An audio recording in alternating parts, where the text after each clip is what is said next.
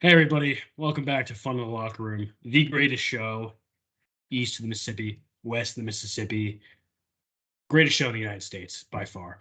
We're happy that you're here today. We got a lot to talk about today. We got NFL Week 6 recap, which we're going to obviously do our takeaways, go over some games and our Thursday night football predictions, but we're going to try to make it a little expedited and with good pace because last night was the opening night of the National Basketball Association 2023-2024 season.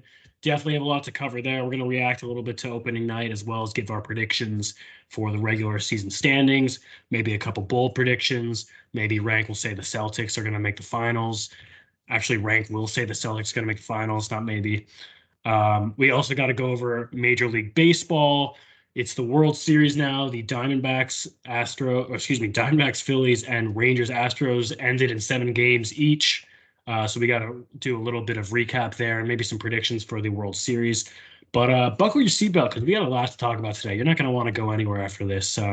Also, if you're looking to put in any sports gambling, especially for the NBA, you might want to do our bet to make the playoffs or miss the playoffs because I'm pretty sure that at least one of our playoff standings is going to be 100% correct, if not, both of them. So make sure to take notes during this episode.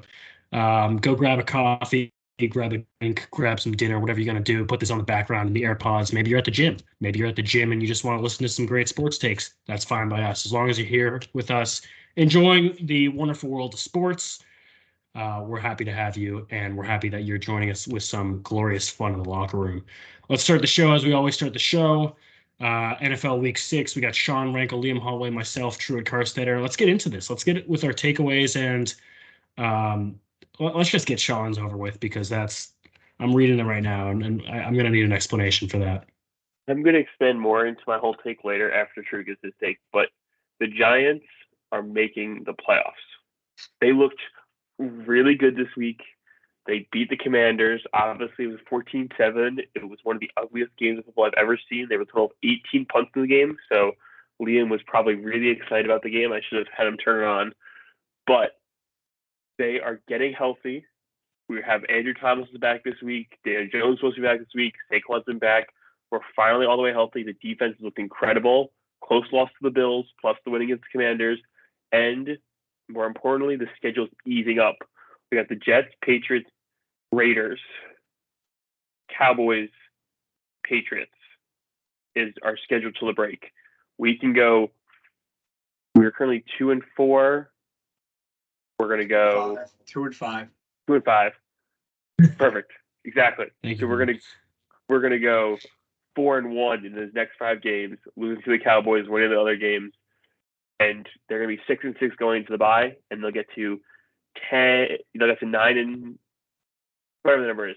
They'll get to like 9 wins for the season, and that's enough to make the playoffs in the NFC. And that's what they're gonna do. And it starts this week against the New York Jets, the big rivalry game. We're gonna go fuck up them Jets, fuck up Zach Wilson. He's not gonna know what hit him. I just want to make sure we're recording this, right? This is being recorded. Okay, cool. Yeah, I'm hoping that at some point we can make a montage of like not even just this year, but maybe like the last couple of years of like there's got to be a montage of moments where I'm like, Sean, what's your hot take? The Giants are making the playoffs. I was right. There's got to be at least a couple times a season that we hear this. No, Rank, last year you were completely like off the Giants train. No, I said they were making. I was off until like week 3 or week 4, and then I was back on the train. I'll give it to you. You've been on the train the whole year. They just have chugging right now. They have too many things like starting to go right for them. Like they're starting to play better defense. The defense has been incredible. Like you guys watched the Bills game. Like if Tyrod Taylor didn't make that boneheaded mistake in the first half, like we would have won that game. And if we would have won that game, and we're now looking at 3-4, am I as crazy as I look right now? No. Nope. No, you're not. Exactly. They also barely scraped by, like the skin of their teeth, but whatevs. Hey, the defense is really good. I'll give you that credit. The you look at like the Washington box score. There's nothing really nice there. Deontay Banks, remember his name? Truett's been hyping up Seahawks cornerbacks for the past couple of years. Deontay Banks, rookie corner. He has put clamps on some big name wide receivers the past couple of weeks. Stephon, Terry McLaurin. He's had a tough start of the season. Tyreek, like he's played great wide receivers for the season. He's held up against all of them. Like he should be up there for defensive rookie of the year. I really like Thibodeau on your D line. He started turning on. Yeah, I remember when you guys drafted him, and I was kind of. Did you guys pass over Hutchinson, or was it? No, Hutchinson was first overall. He was. Okay. Thibodeau went 5. Because I remember, like, it was somewhat of a surprise to me that you guys ended up getting Thibodeau, and I like seeing what he's been doing, and I think that's kind of what you guys need is that young talent to come in and really steady the ship, if you will, on defense. Exactly, and it's going to start turning around. Like I've got a lot of faith in this team, and Daniel Jones coming back. And truthfully, we talk about it all the time, and these things don't make as much national news. But we've been without our Pro Bowl left tackle for 4 weeks now, and a left tackle makes a huge difference in football. It doesn't get this much media attention, but like he's coming back this week, and that's going to be big for them. Yeah. Shout out Darren Waller. His wife just got a ring, so I'm sure that inspired him to play some good football. But did you say Daniel Jones is coming back next week? He's supposed to be coming back this week, yeah, hopefully. Do you start him? Absolutely. Tyrod, okay. Go ahead. Tyrod, we almost beat the Bills despite Tyrod Taylor. He just didn't make any mistakes. And this week we scored 14 points against the Commanders. And if Daniel Jones owns Commanders, and he would have put like 28 points against the Commanders. So Tyrod's a backup quarterback. He's a 34-year-old backup quarterback. You're just smiling the whole time, right? Oh, it's funny. You know, I get called delusional all the time, but here we go, and you guys are just accepting this. The New York Giants had 12 quarterback hits. 12. They're not going to do that again for the rest of the season, and they won by a touchdown, 1 score. Let's come back down to earth. You know, I get called crazy all the time with my fantasy land takes, but you're just accepting this? Delusional. I'll just, that's all I got to say. When they beat the Jets this week and go to 3-5, it's going to be starting to talk about. The NFC is not that good. There's plenty of chances to sneak in with 9 wins. All right, Liam, let's go to your take. What do we got here? Yeah, Justin Herbert is the most overrated player in the NFL, and I don't think it's really close. Again and again, season after season, he just can't get it done. He literally is the definition of what I would call like a TikTok QB. Makes good throws they can post on social media, but he doesn't do anything to win games. He has all these weapons around him, great defense on paper. Austin Eckler, Keenan Allen, good rookie young wide receivers too. Pretty decent offensive line, and yet he just can't win games. The dude is so overrated. People have him in their top 5 QBs. No, not at all. Not even for a second. I'm with you there. I totally agree with the social media thing, because like you do see like every game a really nice throw, but if you like actually like sit down and watch the Chargers games, it's pretty mind-boggling, some of the IQ and some of the reads and just the lack of being able to execute sometimes. And I do want to point out before I let Rank share his thoughts that we do have a history of really shitting on Brandon Staley. So. And not that it's not deserved. It's deserved. But I feel like if you're going to shit on Herbert and Staley, the fact that we're shitting on both of them means that we're shitting on both of them less than we would be if we were just shitting on one. You know what I mean? Because we're like, we shit on Staley because he's got everything around him. And then we shit on Herbert because he's got everything around him. Well, if we're shitting on both, then they don't really have everything around them. You know what I mean? So you got to take a little bit of blame. Here's the thing. Matt Canada might be the worst offensive coordinator in the league. And the Steelers don't have any weapons, but they are 4-2. The Chargers are terrible, and they have amazing weapons, and they can't win games. Okay, but to counter that with Liam, are you saying that the Steelers are winning games because of Kenny Pickett, or are they winning games because Mike Tomlin at defense? And that's where that's a good point. They're winning games, Rank. They are, but not the Chargers are not. You've told me on this show a couple weeks ago how bad Kenny Pickett was, and you told me he's a bad quarterback. Kenny Pickett is terrible in winning games. Justin Herbert's supposed to be top 5 quarterback, and he can't win games. He's so overrated, dude. And people have been trying to tell me that Lamar Jackson is worse than him. Are you kidding me? People have been pushing that narrative for seasons, and it's just not true. It's not true at all. It hasn't been true a single day that he's been in the NFL. Not one. That's why I'm angry. I agree with your take. I also got to side a little bit with Rank here, just saying that, like, the same way that, like, nobody takes the Cowboys offense seriously the first couple of weeks because that defense was giving them really short fields. It's kind of the same way with the Steelers. Like, if you look at when they played the Rams, that defense is just really like giving them like very short fields, especially like you get a TJ Watt sack on a third down, you get some picks, a couple pass deflections that are giving them shorter punts and thus shorter field position. I don't think Justin Herbert's getting that. I am going to completely agree with you, though. I don't think Lamar Jackson comes even close to being a worse player than Justin Herbert. I just want to say this. Besides week 1, the Chargers haven't put up more than 24 points in a game. Are you kidding me? With Austin Eckler, I know he's missed some time, but you have Keenan Allen, Josh Palmer. Josh Kelly's supposed to be a great backup. Justin Herbert's supposed to be a top 5 quarterback, and you can't put up more than 24 points? Pathetic. Pathetic and disgusting. Justin Herbert has the talent, like physical talent, to be a top 5 quarterback in this league. But I agree, we make, and I'm included, make way too many excuses for him, including the Brandon Staley one, because obviously Brandon Staley is the worst head coach in football. There's no debate about that. He's the worst NFL head coach, and he's going to be fired this year. There's not a worse NFL head coach. You can't name one. I think Dennis Allen might be close. Okay. Yeah, that was close. But Brandon Staley is one of the worst head coaches in the league, but still, Justin Herbert has too much talent to not be able to find a way to win games. Like, I will forever remember that, like, I feel like the most Justin Herbert primetime big game he's ever played in was the game against the Raiders, where he had a bunch of those 4th down conversions in the drive to send them into overtime. That game, like, that was supposed to get into the playoffs, but they blew it because they called a timeout. But, like, that's all he's done. And he's blew a game last year, and he needs to be better. He needs to make the players around him better. Like, look at Patrick Mahomes, what he's doing with, like, theoretically bum-ass wide receivers, and he's making everybody better. Justin Herbert does not make players better. And that's on Justin Herbert, and he needs to be better in that way. So Rank, right. I'm really happy, Rank, that you brought up that Raiders game, because I'm thinking I'm just going to get a shirt that says NFL equals consistency. Consistency. Like that. That's just not consistency. And, like, you need to be consistent to win games. I feel like a broken record, but, like, you're going to have – he has great plays and then just incredibly frustrating, irritating plays. If you think back to that game, he completed a lot of 4th and longs. But if you also think about it, why the hell were they in 4th and long so many times in that drive? Like, there's got to be a problem there. Dude,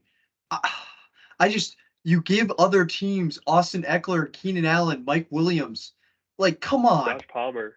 We can't give this guy any more, and we do. Rank, you hit the nail on the head. We give this guy more excuses than anyone else. Year after year, we say, oh, this could be the Chargers' year. It's not, because he is mediocre. The entire team is consistently mediocre. That's the only thing they're consistent in, and they're just not good. They're not a good team. Fair point. Speaking of not good teams and talking about prime time, let's talk about Kirk Cousins. Let's talk about the Vikings, and I'm just gonna ask you this question, Liam, if that's okay. Did the Vikings win a primetime game against the best team in the NFC, maybe NFL?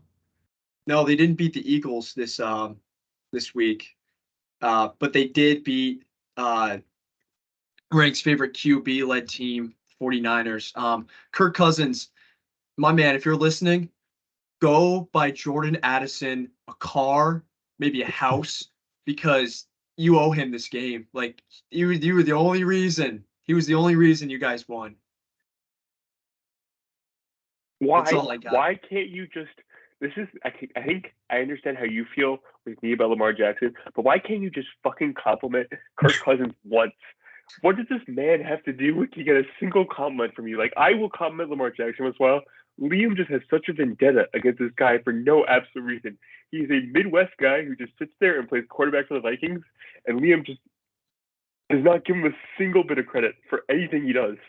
He just went out there on prime time which everybody shits on him for, and beat the San Francisco 49ers, one of the best teams in the league, who did annihilate the Cowboys last week. Annihilated the Cowboys 2 weeks ago. And he went out there and he put this team on his back. And he won this game without his best wide receiver. He beat the team that lost to the Browns with a backup, an XFL quarterback. But all I just want to say is this. They beat the Panthers by 1 score. They beat the Bears by 1 score. Then they beat the Niners, who just lost to the Browns. Like, come on. It's going to pick up for them. They play the Packers at Packers. They're going to lose that game. They're going to play against a tough Falcons team and lose that game. And then they go into NOLA, and they're going to lose that game too. I don't have any belief in this team at all. But you know what the strangest thing is, Rick? They're winning games without their best player, Justin Jefferson. It really makes you think. I don't know. It's just something fishy going on in Minnesota, and I don't like it. I don't like it at all. Okay. I'm going to side with Rank and side with Liam on this. I think the Vikings as a whole are not legit. Like, I don't think they should be considered contenders at all. If anything, maybe in the pretenders instead of being the trash realm. But I am going to give credit of their success to Kirk Cousins. And I think that's a pro and a con for them, because Kirk Cousins has been playing pretty good football for some of these games. You just look at his stats and face value. He's been playing very well, putting up really good stats, being efficient. But the thing that's going to eventually hold him back, and to Rank's credit, Kirk Cousins might not get a lot of credit because of the team's record at the end of the year. They have no run game whatsoever. As I mentioned, a couple weeks ago, the Akers trade has just been a complete disaster. Madison's been dog shit, as you guys have pointed out. In a lot of their primetime games, Madison just shouldn't be playing football sometimes. I think they really wish they had Dalvin Cook, but I think this lack of running game is really going to bite them in the ass. Yeah, it's great. Jordan Addison looks like he's going to be a really good wide receiver. Maybe when Justin Jefferson comes back, you have a nice little receiving trio of Addison, Hawkinson, and Justin Jefferson. I have a lot more faith in their air attack. I think the lack of run attack and inconsistent defense is really what's going to prevent them from getting a playoff spot in the NFC. As I hinted at earlier, there are 4 NFC teams competing for those 3 wildcard spots, and it's going to come down to the Seahawks, Cowboys, Vikings, Giants. 3 of those 4 teams are making the playoffs. So you think the Rams are out of it? Rams are falling off, and I think either the Saints or Falcons win the division. The other team won't make it. What about the Bucs? No, you've been hyping up the Bucs for far too long. They are a bum ass team. Do you still think where does this put the Niners? Because obviously, and we'll get into the Eagles game in a minute. But I think a lot of people were kind of putting the Niners and Eagles as peers at the top of the mountain that is the NFC. Are you what do we think of the Niners now? 2 straight losses that have been close, but not nearly as dominant as the first 5 games. I'm not worried at all. Brock Purdy doesn't throw 2 picks in a game, and Christian McCaffrey sure as hell doesn't fumble. If that doesn't happen, if one of those doesn't happen, they probably end up winning this game, and we're not even having this conversation. I'm not worried at all. I do think the Eagles are the better team, but it's neck and neck when everybody's healthy.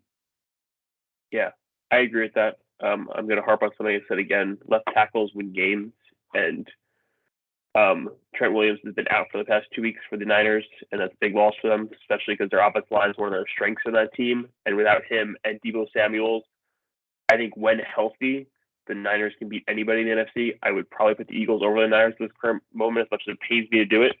But I think the Niners will be fine. I think it's going to get healthy. And as long as Christian McCaffrey's playing on the Niners, how many weeks is this? I think he's scored a touchdown in every single game he's played since that trade. They have a stat that if you took like $100 and put it on McCaffrey anytime touchdown, and then just took all your winnings and just kept betting it, you'd have like $100,000 right now or something absurd like that. His streak is. He broken the record yet? He broke the record with 16 straight games scoring a touchdown. Jesus.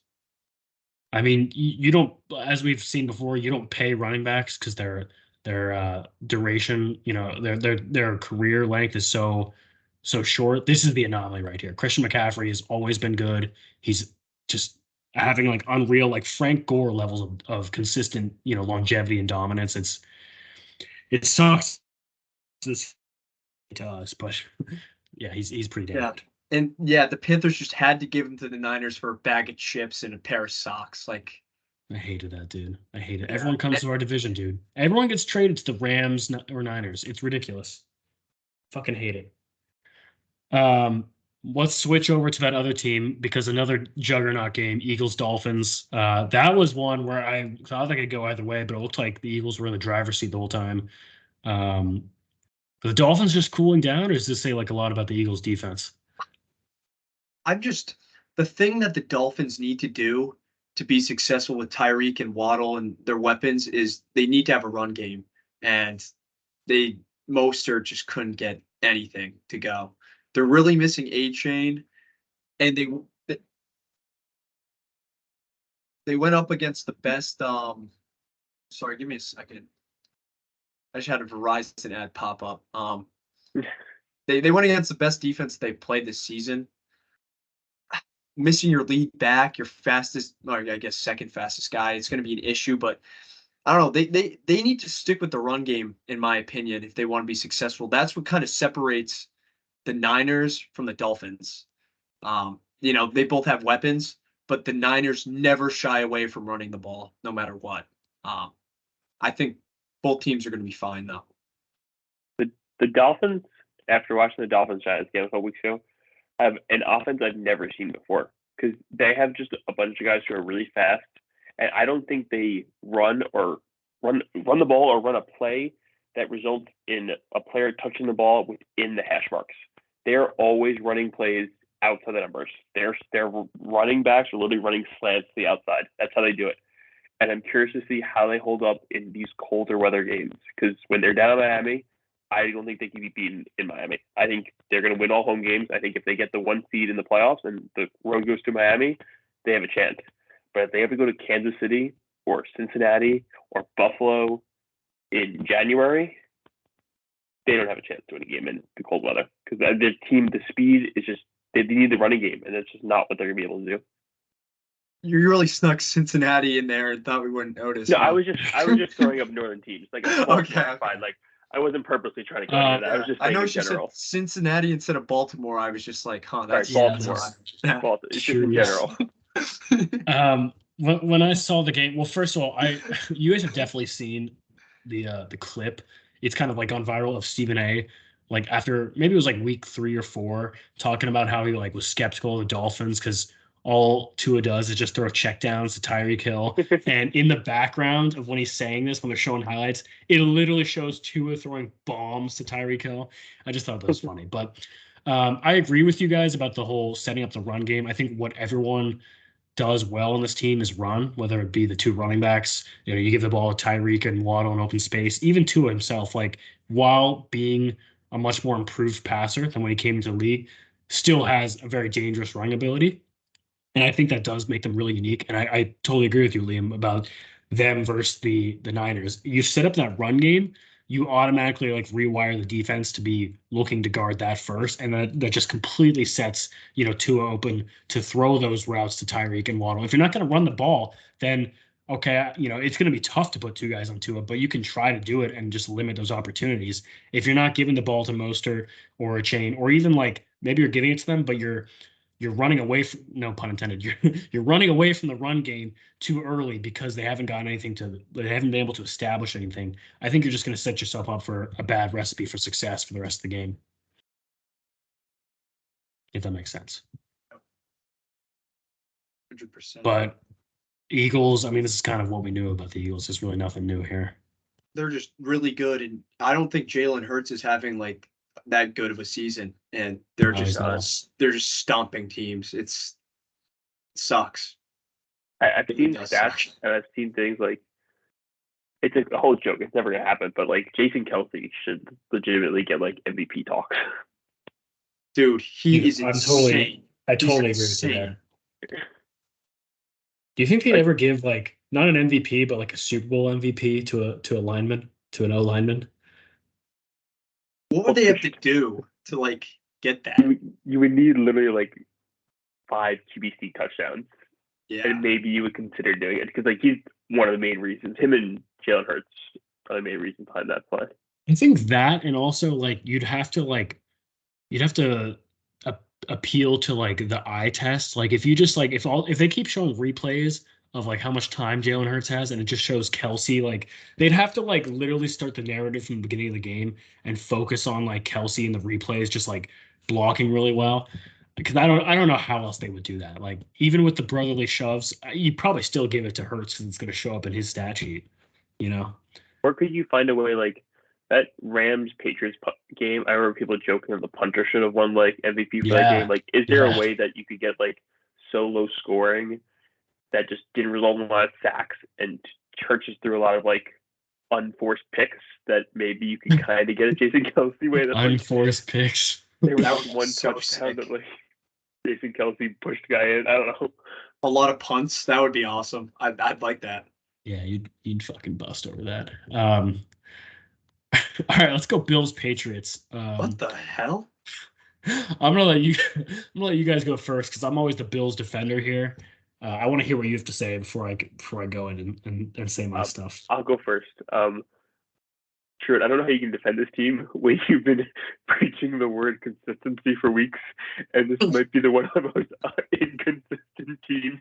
It's fair. It's a very fair point. Like, they went into London and lost to the Jaguars, and now lost to the Patriots, who many people were calling the worst team in football. Like, this was bad. I'm people. This was bad.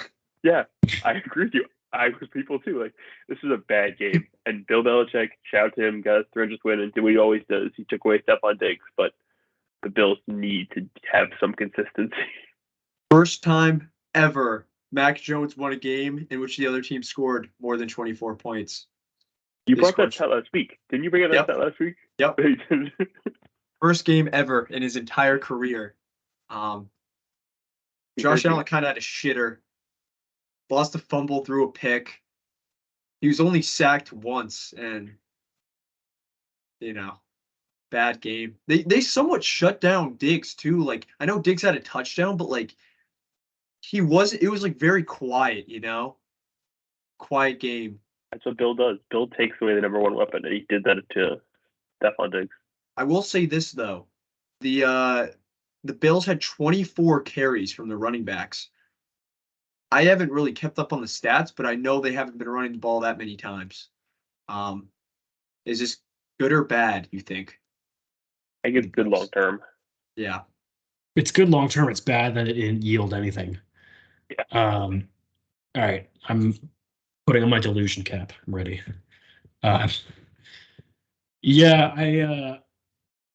This is a bad game for the Bills, and Rank, thank you for calling me out because they are very inconsistent. Obviously, like they are just the definition of inconsistency, and it's so appalling because it's such high highs and such low lows. You know, I mean, and we can obviously I don't need to name them, but like we know them.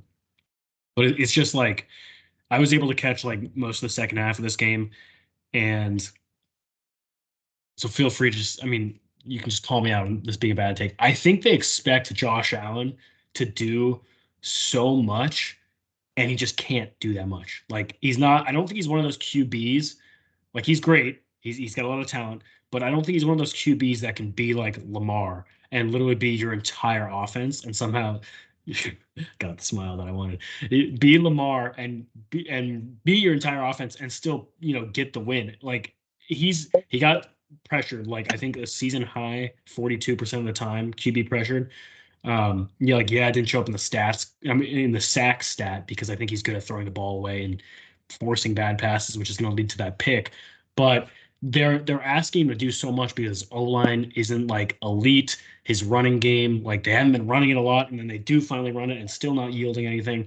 And he's just not that guy that you can say, hey, Josh Allen, like, can I get in your backpack and ride you to this victory? And that's what I'm going to say. And I think when that happens, that's where you get inconsistency. So just to come full circle for you there, Rick. Yeah.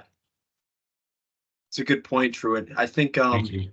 Yeah, you made a great point. There's really only two guys in the NFL that you can just kind of hop on them and ride them to victory. And I'd say that's Pat Mahomes and Lamar Jackson. And correct me if I'm wrong.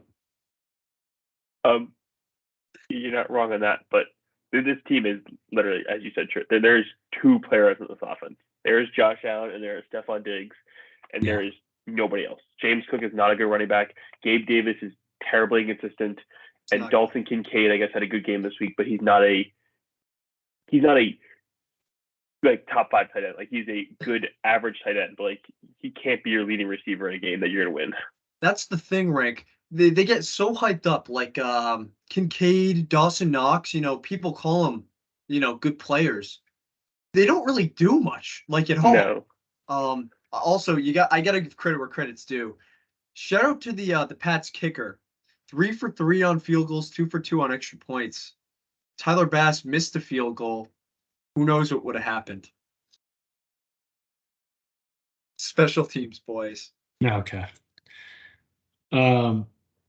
Okay, Liam, let's talk about the Lions and the Ravens. Yeah, I was about to say, just have your moment. Yeah. So this was like, two of my teams. Literally, your babies. They're fighting going at it.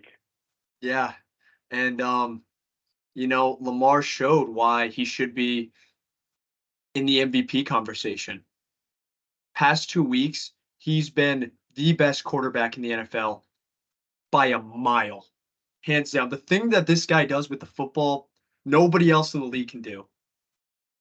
That first half he had, it was just he everything was perfect. Running the ball, his receivers were running good routes. Nelson Aguilar caught a touchdown. It was just the perfect storm, and the Lions have been playing really hot. They played somewhat crappy against the Bucs and still managed to win by multiple scores. But you run into a juggernaut like Lamar, it's not going to be all Skittles and rainbows.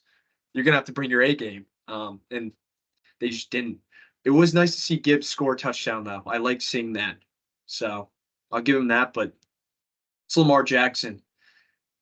Could be the MVP this year. Just want to lay that out there. Frank, now your counter. It's not just if you thing, Liam. It's an every person thing. But in general, the quarterback gets a lot of shit when his team loses and less praise when his team does well, as most quarterbacks get. For some reason, for you, Lamar Jackson gets all the praise when his team wins and none of the criticism when they lose. And I think this Ravens team is better than you've given them credit for these past couple of weeks. And Lamar Jackson is really good. And maybe it's a case of him bringing the best out of his team, like Justin Herbert's not. And maybe that's the case. But I do think this team and this defense specifically is better than you're giving them credit for. No, the defense is insane. Roquan Smith is I think he's a candidate for the D-boy. I will 100% say the defense has been really good this year. I'm just going to say this. Lamar's never had a guy like Justin Jefferson. He's never had a guy like Austin Eckler, Keenan Allen, Jamar Chase, Tyreek Hill, Travis Kelce. But Zay Flowers is starting to play really well. Zay Flowers is starting to turn it around. Mark Andrews is good. I would argue the second best tight end in the league. Second best for sure. Yeah. But there's levels. But Zay Flowers is no Justin Jefferson. He's no Jamar Chase. He's not. He's throwing touchdowns to Aguilar where Aguilar catches the ball. I don't know. Nelson Aguilar was kind of a desperation roster move by a GM in a lot of cases. You're telling me. Get him Justin Jefferson. Let's see what happens. That's all I want. That's all I'm gonna say. Yeah, wait, hold on a minute. Let's give Kirk Nelson Aguilar and give Lamar Justin Jefferson and see what happens. Kirk beat the Niners. Kirk beat the Niners, JJ. He did have Jordan Addison, though. If you give Lamar Jordan Addison, Justin Jefferson, that's a crazy offense. All I'm saying is plus 650 Lamar Jackson MVP odds. I've been saying sprinkle a little money on that every week. Now is the time to get in, or else it's going to be too late. Way too late. All right, your other baby, the Lions, kind of got their shit kicked out of them. Yeah, Lions got their shit rocked, but you run into Lamar Jackson when he's on a heater like this, it's gonna be tough to win games. I will give the Ravens defense a lot of credit. They absolutely shut them down. They could not move, couldn't establish a running game at all, no passing game whatsoever, and then they scored Jameer Gibbs' sympathy touchdown at the end. Yeah, I don't think this is you should put too much stock into this loss for the Lions. I think it's just a case of bad matchups, defense that would just overwhelm them, and just playing a team that's better than them. Like the score made it look worse than it was, but I still have a lot of faith in the Lions going forward, as long as they don't make a habit out of doing this. I mean, the game was over at halftime, so yeah, that's all there is to it. All right, Browns Colts is the last game we got before Thursday night. It's not like the flashiest teams or the teams that are like getting the most media attention, but I just think there's a lot of interesting stuff going on there. From the Browns, got a great best defense in the league, but like who the fuck is playing quarterback for them? And then like the Colts, just like we know they don't have their quarterback anymore, and they're like doing really well. So I don't know if you guys have any like good takeaways from this game. Easily the best game of the weekend, in my opinion. Did you guys watch the fourth quarter? I was watching Not the that Giants much. punt the football, so not currently. Dude, three lead changes in like 6 minutes in the fourth quarter. End, It was yeah. absolutely insane. What was there was a controversial call, right? At the end. At the end. Yeah. What I have But said. hey, it happens. And there's enough lead changes to the point where like it's not a huge deal. But like the Browns, like I didn't think the Browns could do anything, especially because Deshaun was kind of shitting the bed at the beginning of the season. But they're 4-2 now. Like, are they coming for your Ravens, Liam, or what's going on here? That might be the worst contract in football. Yeah, it's pretty Could bad. Could it be the worst contract in football history? Definitely, because that was No. That was guaranteed money. That was Yeah. $100 million guaranteed. No contract in NFL history had ever been fully guaranteed, and the fact that Deshaun Watson's contract was the first one was fully guaranteed, and this is what's happening to it. As much as I hate Baker Mayfield, if the Browns completely would have redone that and not traded for Deshaun Watson and kept Baker Mayfield, they had a chance right now. I think Deshaun Watson's former team actually had the worst contract. That Brock Osweiler contract has always stuck out to me. I mean, I know it wasn't fully guaranteed, but a lot of it was, and that was just really fucking bad. I don't know. Yeah. I want to say this. Myles Garrett might have had like one of the best games I've ever seen a defensive player have. Multiple sacks, pass deflection. I don't know if you guys saw it, block the field goal. Yeah. Yeah, that's crazy. Yeah. That's ridiculous. Why is he even out there? Like, why would they even put him out there on the field goal block team? That's awesome. I know I said last week, is he the best defensive player in the league? I know there's a lot of guys, but my God, it was like he was playing fucking Madden out there. He was literally doing everything. This dude's crazy. I still can't believe that they gave up 38 points. Yeah. I don't know. It was just such a wild game. To be fair, the Browns offense didn't really help him out like at all. I think PJ Walker had a pick. Yeah, Deshaun had the bad one. That was rough. And they lost the fumble too. Ugh. Ryan, can you put on the schedule for next week? We need to just have a who's the best defensive player in the league discussion at this point. Yeah, I think we just need to come to a consensus now. Yeah, PJ Watt. I mean, there's a lot of good guys out there. I think it's honestly between TJ Watt and Myles Garrett. They're just like I would throw Parsons in there. I'd throw Bosa in there. Not for me. This like the things that these guys do. Like the Steelers are 4-2, and I want to say like 2 of those wins are purely because of TJ Watt, like 100%. The Ravens game especially. That's true. They mentioned this in the broadcast. I don't think like Myles Garrett won this game for the Browns. Like if Myles Garrett was not on this field, they would have got their ass kicked. Yeah, they lose by 25 maybe. Like not many defensive players can single-handedly win a game. Yeah, it was so sick to watch. Like dude's incredible. We do need to have that debate though. Yeah, we do. On the other side of the ball, Rank, I know earlier you were saying there's like 4 teams competing for 3 spots in the NFC. how many teams are competing for the wild card spots in the AFC? And like the extension of that question is like, could the Colts get one of those spots? I think they could. I think The, so. the AFC is more complicated because there's just a lot of teams there that possibly could win the division directly. Because like, let's say, arguments say Chiefs win the division, then it's Dolphins or Bills, then it's the Ravens or the Browns or the Steelers. Like the Steelers are 4-2. I don't think the Steelers make playoffs. I think they're gonna fall off at some point. But you have teams like the Jets, the Bengals, the Colts. Those are the teams that are going to be competing for those spots. Because you're gonna laugh about the Bengals, but like they're going to compete for a playoff spot. Like we have no doubt about that. It's crazy. If the season ended right now, all the teams from that division would be in except the Bengals. Yeah, that's true. It's nuts. It's nuts. Do you guys think the Texans can compete for a playoff spot? No.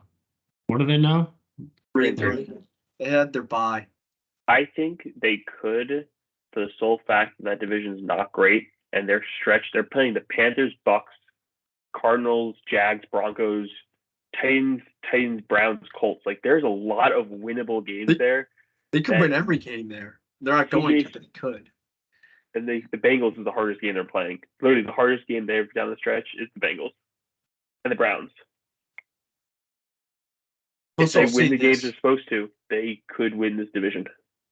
I like the AFC. It's like way more like anybody can do this type of thing. And that's the point of like I'm putting it together right now, but the fact the way the NFL schedule is set up, it lends itself to fourth place, like last place teams the year before coming in first place this year. Because when you're last place the year before, you're playing the last place teams in the other NFC divisions the following year, and the Texans have easy games because of that. Yeah. Deserved. Yeah. I like it. All right, let's get into Thursday night. I want to rest in peace to send our condolences to Liam's undefeated streak. The fact that I'm even saying that says enough. That was very impressive. 7-0 is pretty dangerous, but and honestly, like even more respect that he went with his team and he was loyal, because I think he would have gone Jags if they weren't playing, if he wasn't a Saints fan, and he probably would have gone 8-0. But I respect the loyalty over the success. I respect that. Yeah, I just want to say one thing. Pete Carmichael and Dennis Allen, your days are numbered. Derek Carr, your days are numbered, buddy. My God, we played so shitty. And the fact that we were one dropped pass away from sending it to overtime is insane. We gave up 31 points. The defense might have played the best game I've ever seen it play. Besides that one Christian Kirk play, that was the only time they made a mistake the entire game. Defense played absolutely incredible. Adebo has been lockdown for us. Alante Taylor, insane. Obviously Lattimore, Demario Davis, our guys up front. Carl Granderson, sneaky top 10 tackle right now. I don't know. I'm really proud of the way the defense played. Offense really needs to pick it up. Olave is starting to disgust me, and we don't need to get into his arrest or anything, but they flashed to the last drive. 2 minutes left. Derek Carr, Taysom Hill, Michael Thomas, and Rashid Shaheed were on the sideline. Michael Thomas was all hyped up.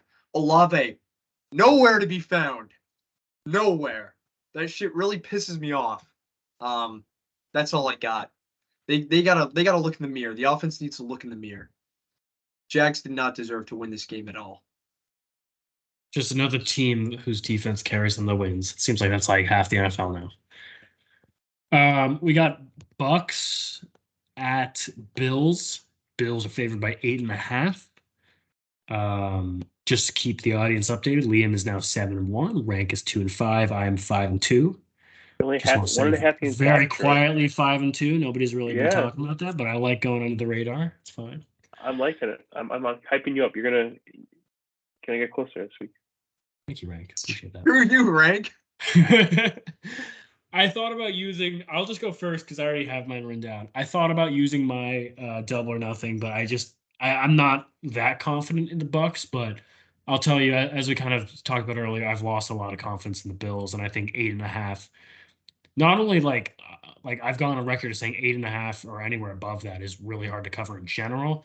This Bills team is just so disappointing. This is easily the type of game where the Bucks can come in and make him look silly. And we just talked about how the Patriots pressure Josh Allen a lot and need to put it on his shoulders. The Bucks are top 10 in passing and rushing defense. I think they give Josh Allen a fistful to deal with.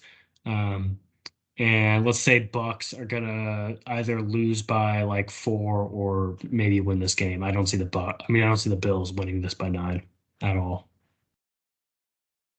True. If I were in your position, I would have used my double or I nothing. I know. Give me to the end of this segment to think about it. But you guys go with yours. I'm with you. I think the Bucks defense is severely underrated, and it really pains me to say that because I hate them with every inch of my heart and soul. But I think they're going to cover.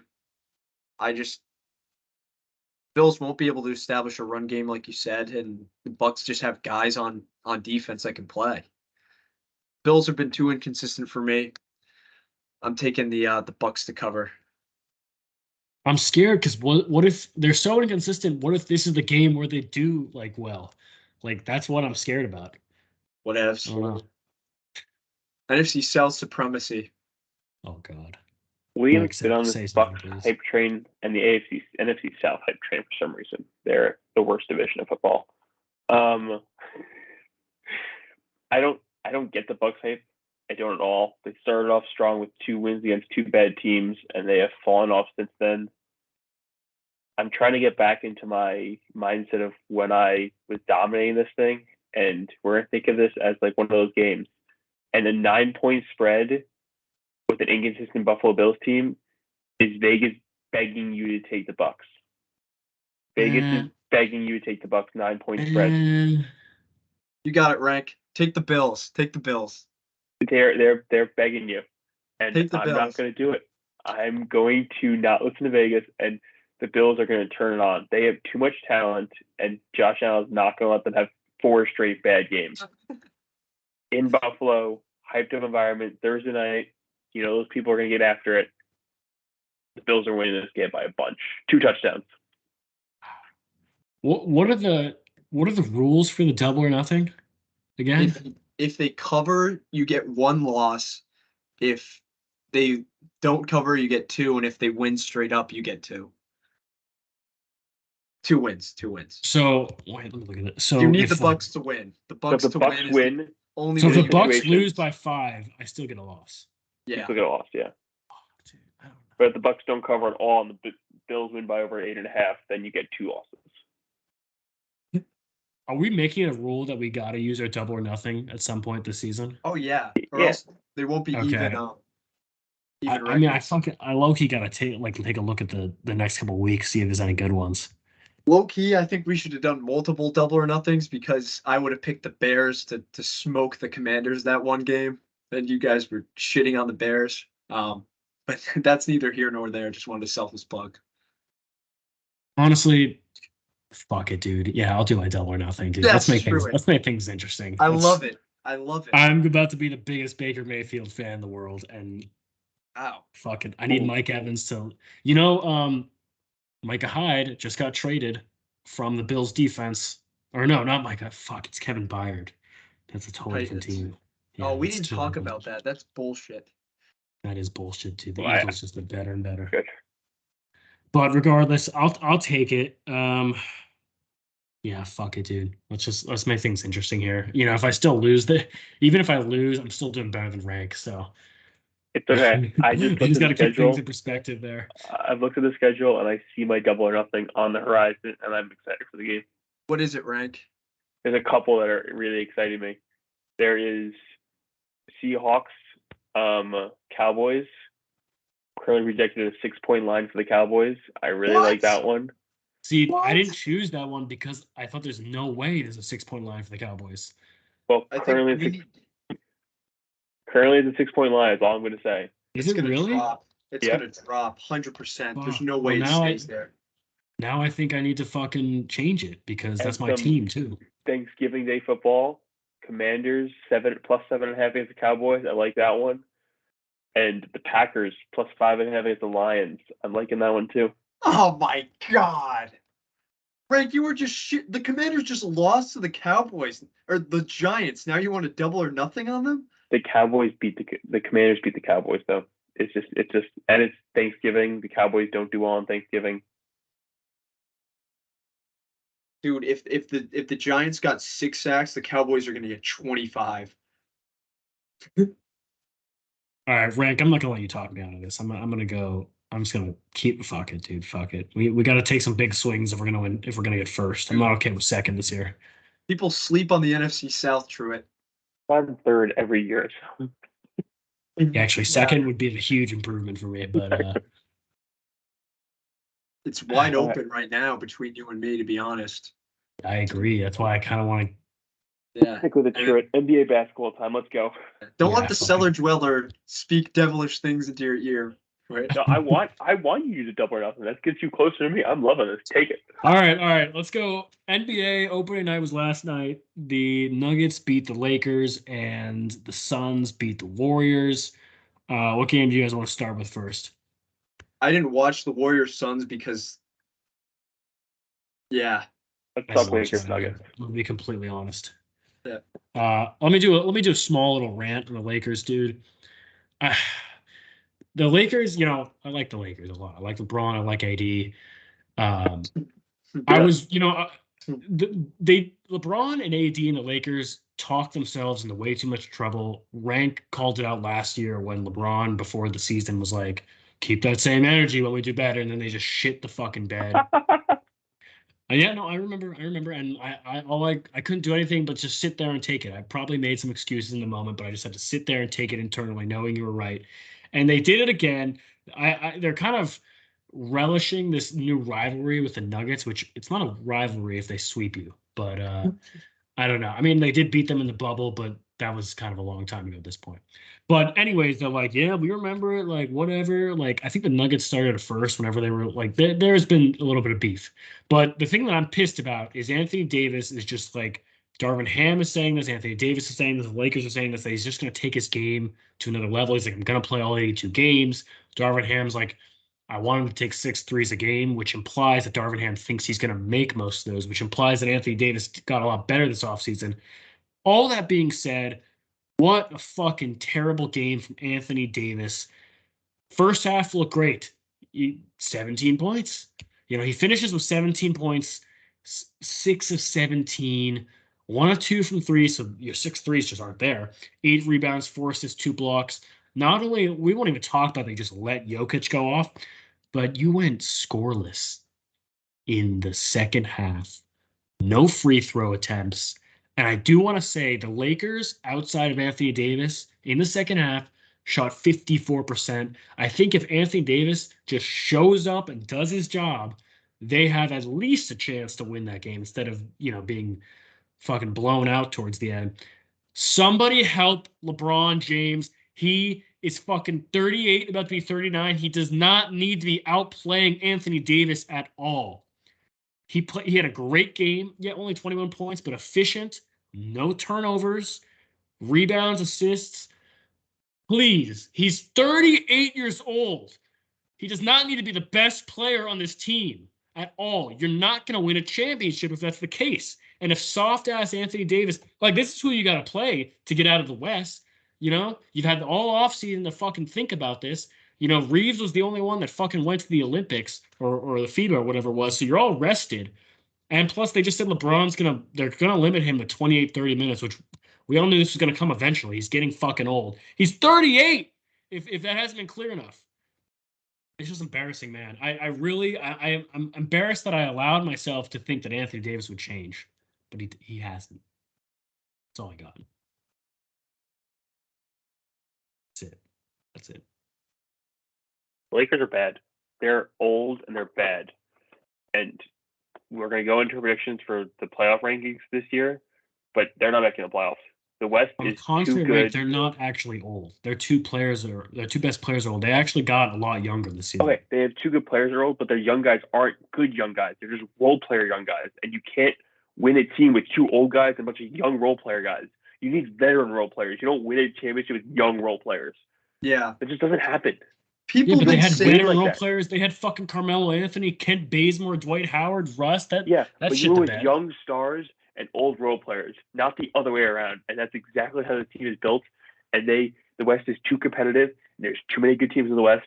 The Lakers just cannot compete Like just game in just and just, game out with these teams. just cut to the chase here. They need good role players. It doesn't give a like nobody gives a fuck how if they're old or not. They've had old bad ones. They have young bad ones. They just need good ones. Yeah. Nah. Everybody's been Jackson hyping them Hayes, up. Cam Reddish, that's all very young right there. They're Everybody's not been good. hyping up this team all season, saying they're a top 5 team. How? How? They literally didn't do anything to get better. Gabe Vincent, brother. Nobody knew who Gabe Vincent was until the playoffs last year. And that's because he played in the Heat. There's Heat culture and then there's Laker culture. Very different things.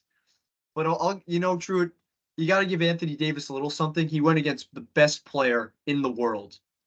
Undoubtedly the best player in the world. In my eyes, I think he might be the most underrated defensive player in the entire world. You saw what he did on the boards to Anthony Davis. The Lakers just couldn't go in the paint. I think you got to give the Nuggets some credit here because Jokic single-handedly beat them yesterday. It was just a torching. He found his guys every spot, assist, assist, assist. It was just, oh man, it was beautiful basketball. But the Lakers aren't that. They don't have guys that can compete with superstars. They just don't. Gabe Vincent can't be guarding Jamal Murray 94 feet. It's not going to work. It's not going to work at all. I I don't think give they're a Anthony garbage Davis. team. I don't give him any slack because if you're gonna fucking win a championship, you need to at least equal Jokic here. You know what I mean? This, So I don't cut him any slack. If they really have these aspirations, I'm not gonna cut him slack because he played against Jokic. Okay, bro, do your fucking job. do you think this team really has championship aspirations? I think they have play-in aspirations, in No, my no, no. opinion. I was extremely skeptical on them during the offseason. I didn't buy into the whole LeBron, AD, Austin Reeves being a big three. What the fuck is that? What the fuck is that, dude? That's just delusion. And I know Lakers fans are delusional, and I've seen it time and time before. What the fuck is that, dude? Austin Reeves has one good playoff run, like, and then he's just in FIBA and he's getting all this attention. Like, that's not a big three, okay? That's a big two and the fucking It, fifth option on your team on a championship team. He would be the fifth option, okay? He it's wouldn't be the the third. He wouldn't even be the fourth. it's the big two and Anthony Davis.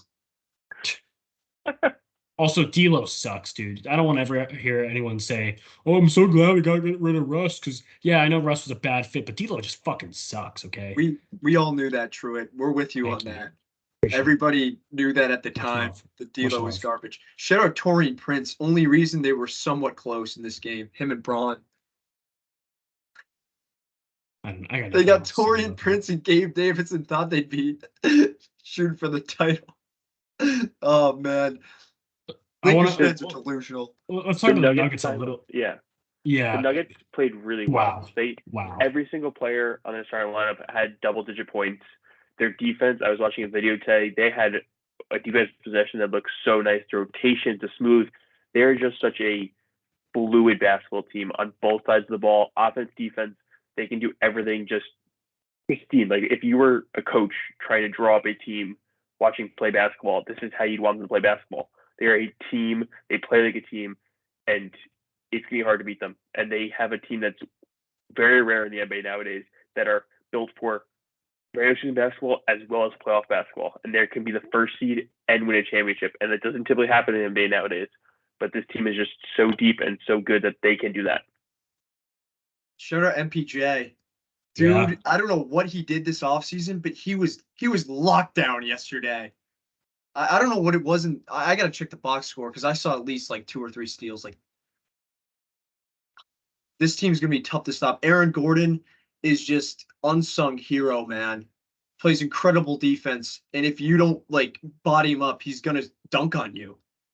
Christian Braun, shout out. I know that dude destroyed us at Kansas, but there was a silver lining that he's destroying people in the NBA too.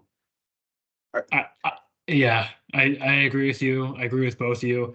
I was like, I don't think I was alone when I thought that like losing Bruce Brown was going to be tough for sure. Like very valuable six man in the playoffs. losing Jeff Green, who like 45 at this point, but like was still very like giving you good contributions in the playoffs. Like I thought that was gonna be rough for them. It happens a lot when people win the championship. People get bags or whatever and they go places. Um, this Nuggets team is just so fucking deep that they're okay. Like Christian Brown just steps in and fucking like plays well. They're so deep. They like could go 10. They could go 10 deep last time, and they could go 10 deep, if not at least 8 deep, consistently. Maybe 9. Probably 10, let's be honest. They're just a good team, good talent, good coaching, favorite to repeat probably. Oh yeah. Oh, shout out to old ass Reggie Jackson. Yeah. He played really, really well last night, Fuck that especially guy. on defense, dude. He was insane. The fact that the Lakers are getting run off the court by Reggie Jackson, Christian Braun, PJ Watson, and Zeke Minaj is just like, Whether he's on the Clippers or the Nuggets, he just puts his dick inside the Lakers and just fucks them. Wow. Okay. Right, let's talk about your Warriors. Yeah, I didn't watch any of this game. I'm gonna be honest with Liam because there was baseball last night. But I'm excited for this team. Just ignore the game last night. I don't really know what happened, but going forward, like it's gonna be interesting to see what the lineup choices are, what they do with these things. They have a lot of guys that can mix and match. For some reason, getting really hyped that Jonathan Kuminga that she can turn around this year and she can have a good season and like take a step forward. So I'm curious to see if that's actually going to happen. But I like that. Starting to believe that Kuminga is going to start turning around. I've been watching too many videos of people doing 2K builds and making a couple of years Kuminga in 2K is ridiculous. So Kuminga's going to have a great year. I like that take. You know who I think is a fucking bust though? His draft class buddy Moses Moody. Oh yeah, he's a bum. Was he taken before Kuminga? No. After. I know they had like 2 picks like within 2 spots of each other because one of them I think was the Magic. I don't know, but like it was like 7-9 or 5-7, something like that. Something like that. Both went.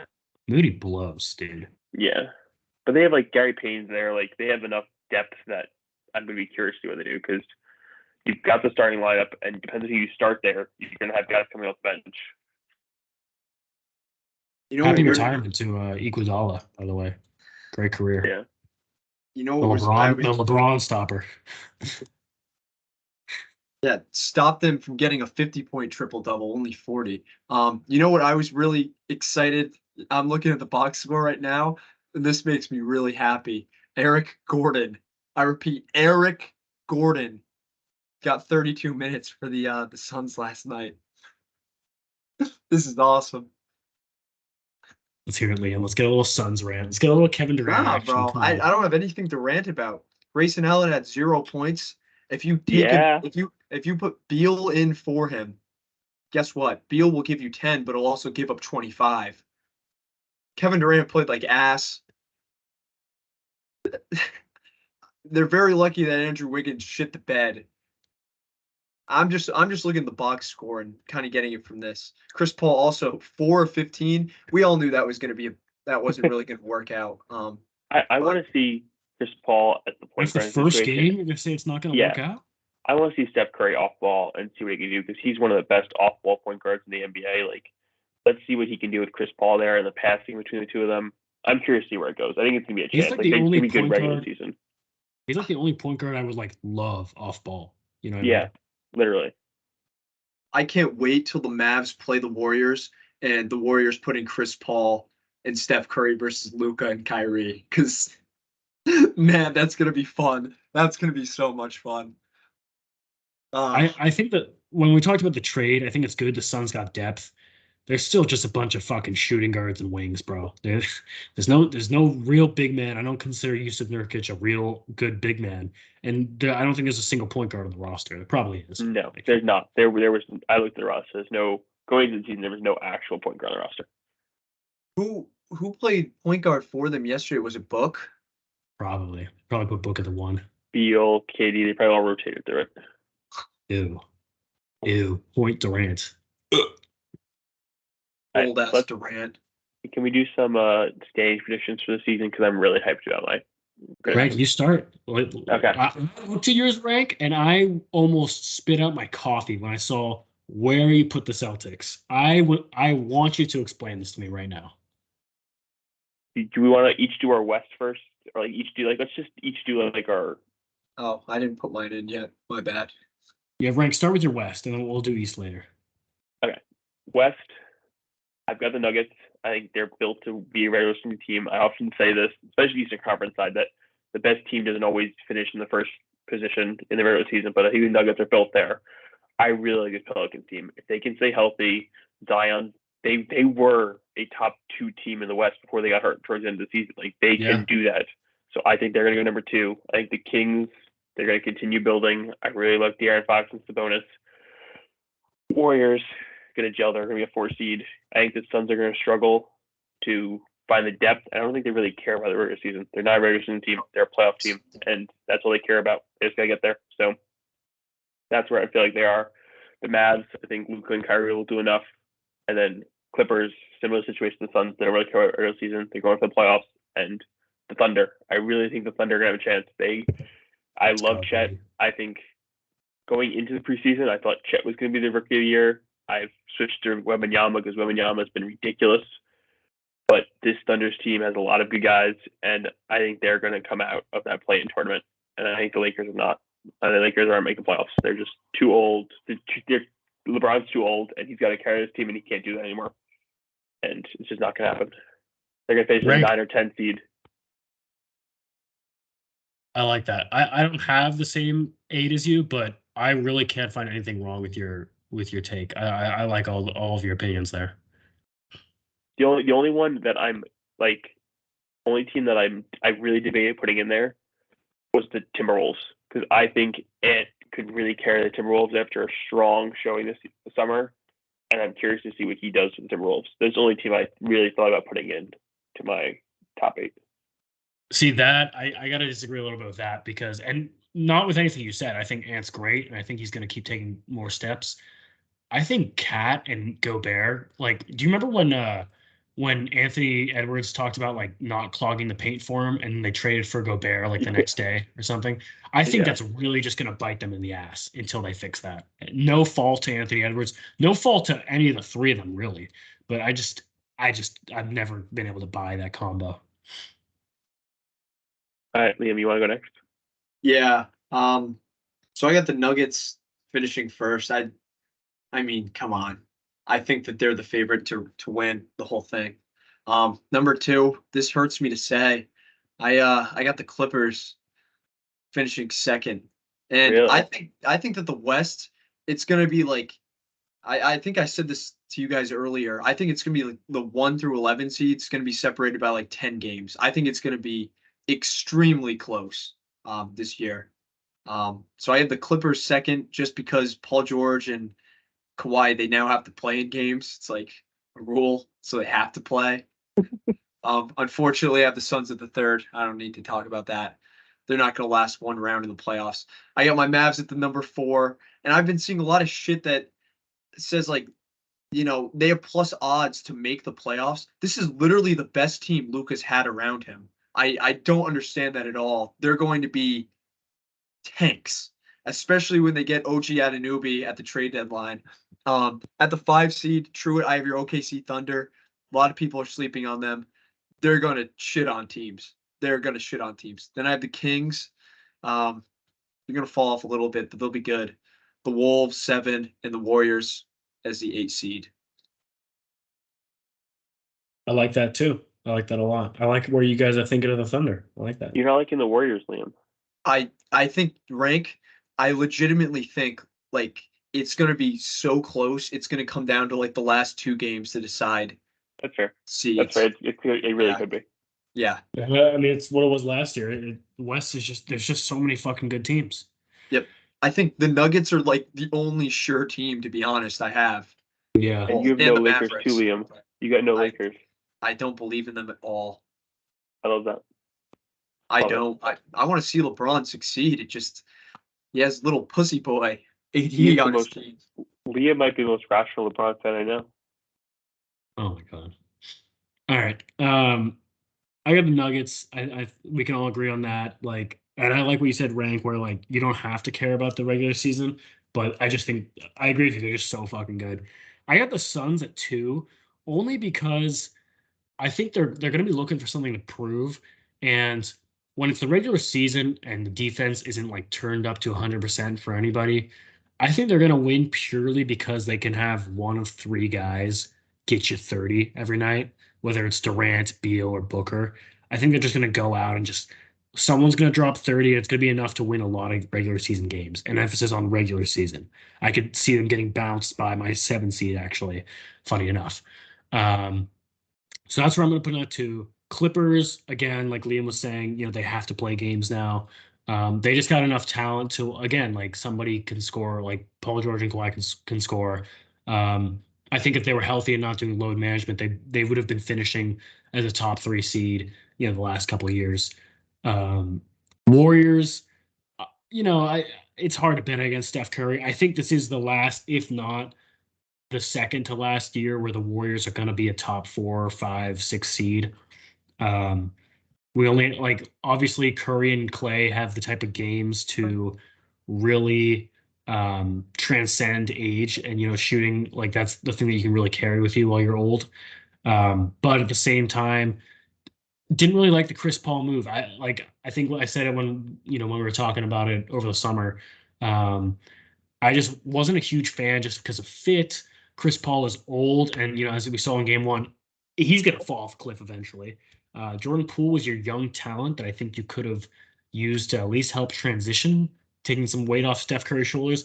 I think Chris Paul's out of the league in 2, 3 years. I don't know if it's a hot take or not, but his IQ will always stay the same, but I think his body, he's just historically had a really unreliable body in terms of health, and I think that's really going to hurt him. And I think he's just going to give up and realize he's never going to win a ring, which that's tough.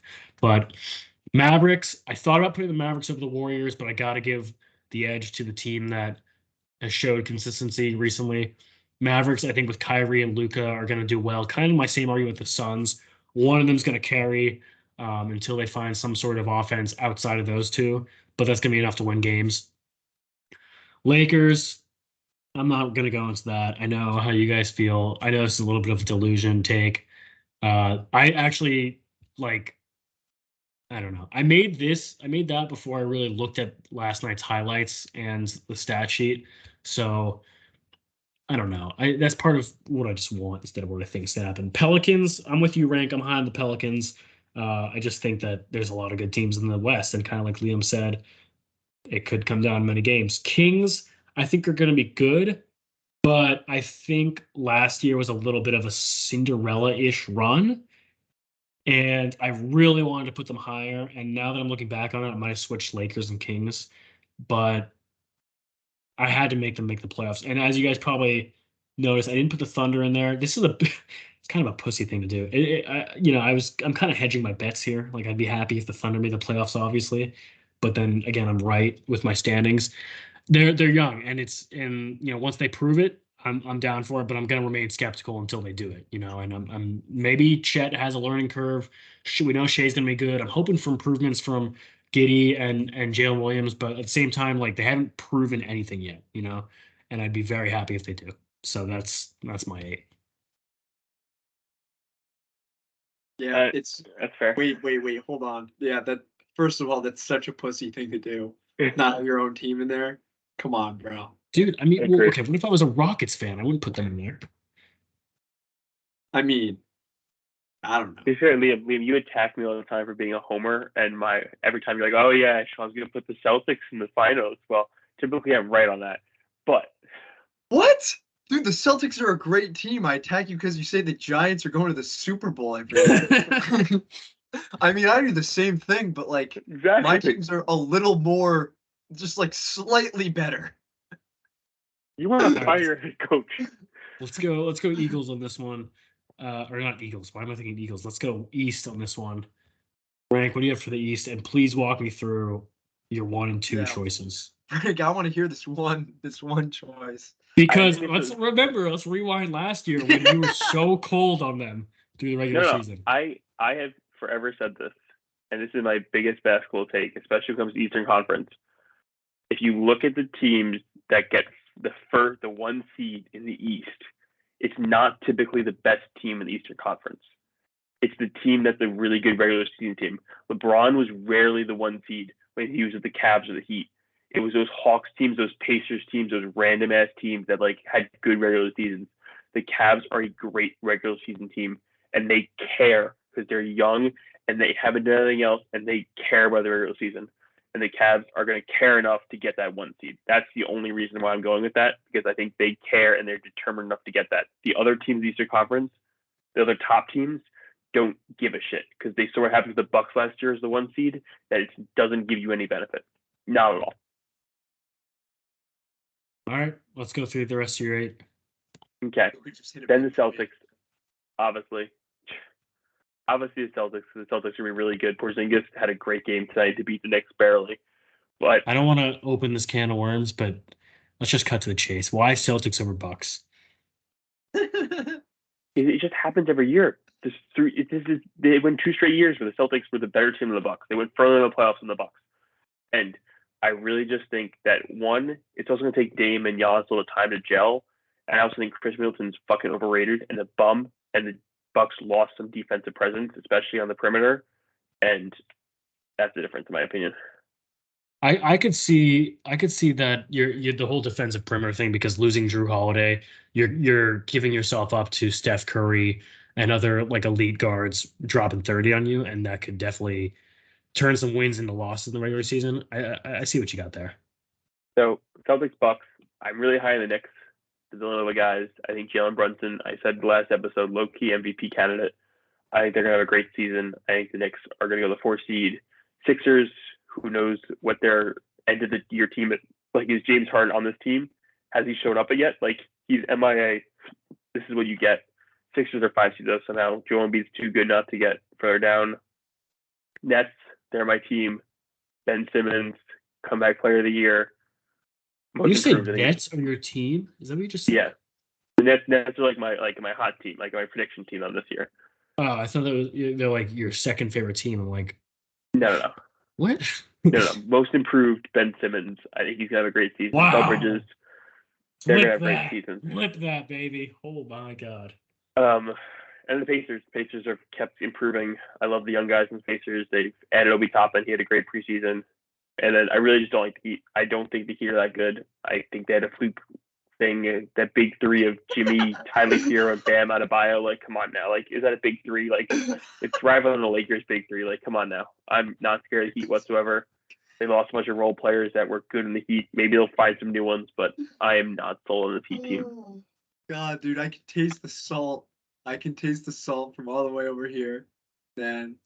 They're not that good.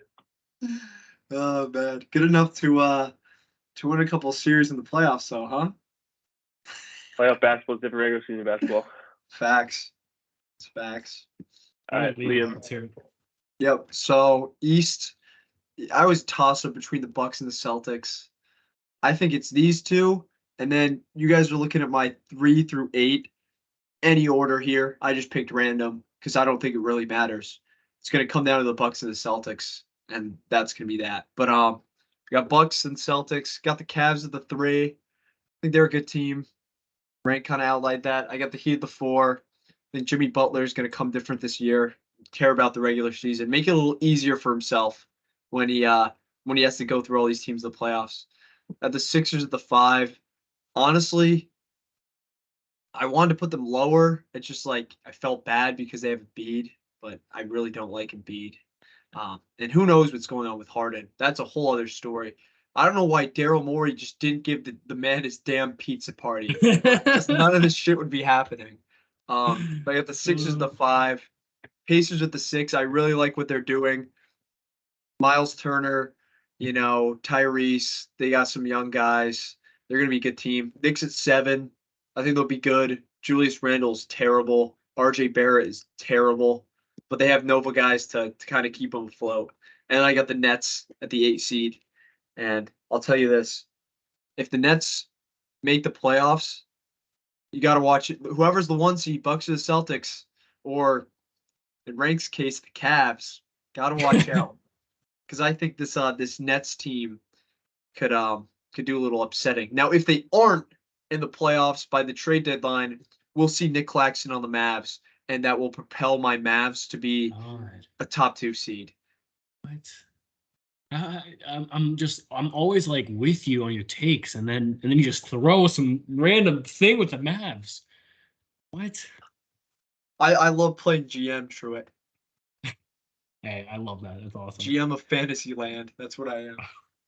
Hey, let's hear yours. Let's hear yours. My top 3 are the same as yours. I got the Bucks. I do think it's going to take a while for Damon Giannis to gel, but not as long as Rank thinks. I think that is, not to get crazy here. I am the guy that said that Fields and DJ Moore were Brady and Randy Moss, but I think this is going to be a great duo. I think their playmaking their play styles just mesh so well. I think this is going to be great, and they're gonna want to show people. Dame hasn't really had a lot to fight for recently, so I think they're gonna get the 1 seed. Celtics, don't need to go into that more.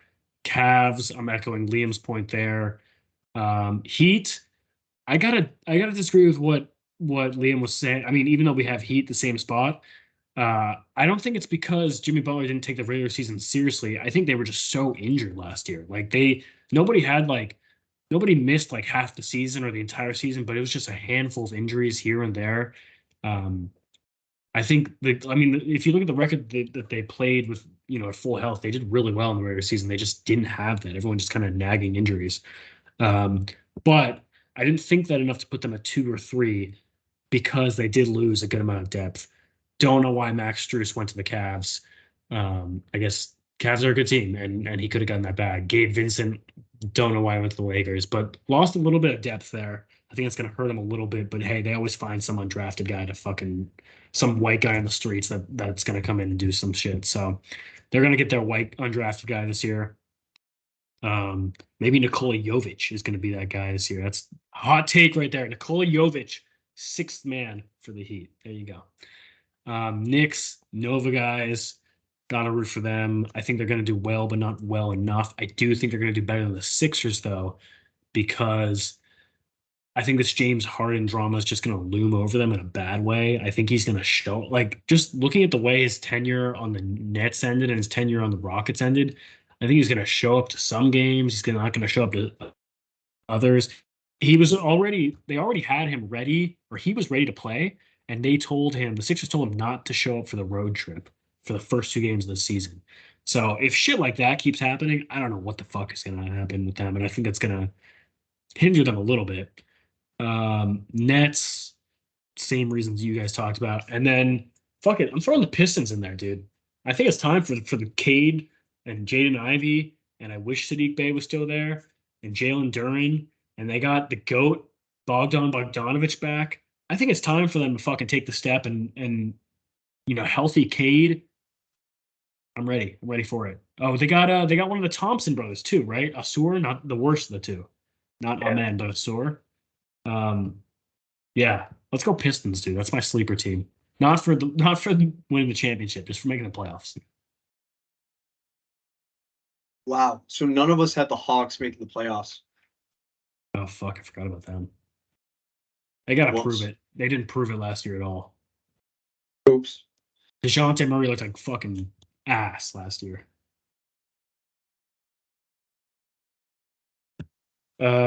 Anything else about my takes you guys want to jump in on, or is it? Do I pass? Do I get the invite to the barbecue? Yeah. All right, good. So Rank will save these, and we will take a look at them maybe halfway through the season, if not at the end of the season, and just feel foolish. We've all decided that we're putting in $25 each, and if anyone gets one of the conferences at 100% correctly, they take away the winnings. So keep up to date on that. What happens when I get both of them correct? Okay, we're gonna move on to baseball. I'm gonna let you guys open with this. Yeah. 2, I think, great series, and now we know it's gonna be Rangers Diamondbacks. Yeah. I want to start with this one. Philly, what happened?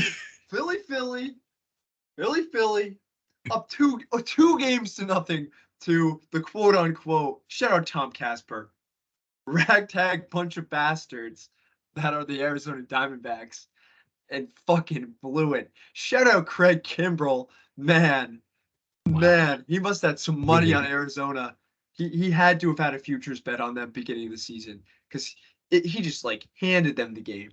Game 7 came down to it. Corbin Carroll, he had a really bad series, but he showed why he is a superstar. 3 hits, sac fly, stolen bases, good defensive plays in the outfield.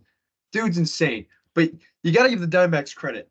They did 3 things incredible this series to pull them out of the 2-game rut that they were in. First, their bullpen, lights out. Absolutely insane. The 3-headed monster, Ginkle, Thompson, and Sewald, they've just been otherworldly. Number 2, their base running. They have run rampant on the best catcher in baseball, best defensive catcher in baseball.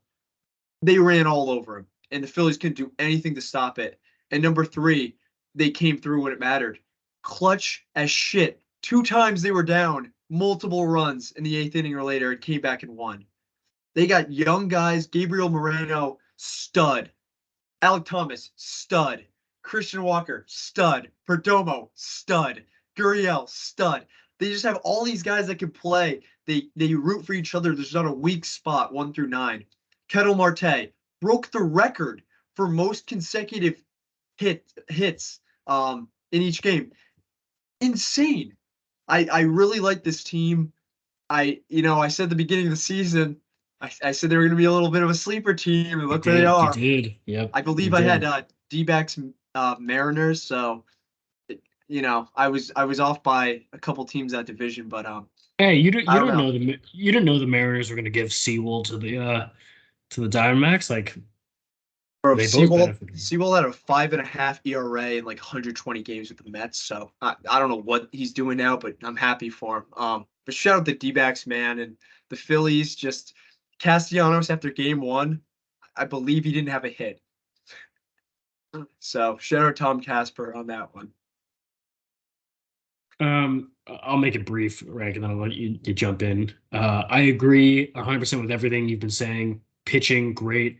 I think you just knew when Marte, Walker, and Carroll got out there, they were going to get a hit, and they didn't even run the bases that much in the regular season, and they fucking did it a lot in the postseason. The last thing I'll just say, because you guys have already, you made a good point. You made good points, Liam, and Rank, I'm sure you're going to make some very similar ones. Shout out Alec Thomas. I think he low-key saved the series for them. I know they had great pitching and everyone else contributed. It's a team sport, but like, what a fucking moment. Pinch hit, you come in, you basically saved the series with that home run. I was watching that live, I was like, that's awesome. That's a great fucking moment right there. He's never going to forget that. He looked so happy too. And also Kimbrell is going to get shot when he comes back to Philly. It's gonna be a lot echoing what you all say. The Phillies are dancing on their own now. They are dancing on their own at home. Oh, Rank. Yes, Rank. Wow. And I saw a video today of somebody interviewing Phillies fans as they walked out of the arena. And I will say nothing describes the city of Philadelphia more than some 10-year-old kid cursing out the Philadelphia Phillies. Just nothing describes them more. It's just a perfect Phillies fan. They got their ass kicked. That crowd was silent. You could have heard a pin drop in Game 6 and Game 7. To come home and to play like that in front of that crowd, that's one of the best crowds in sports, after they supported you all year, you come back and play like that. Harper, Turner, Schwarber, Castellanos.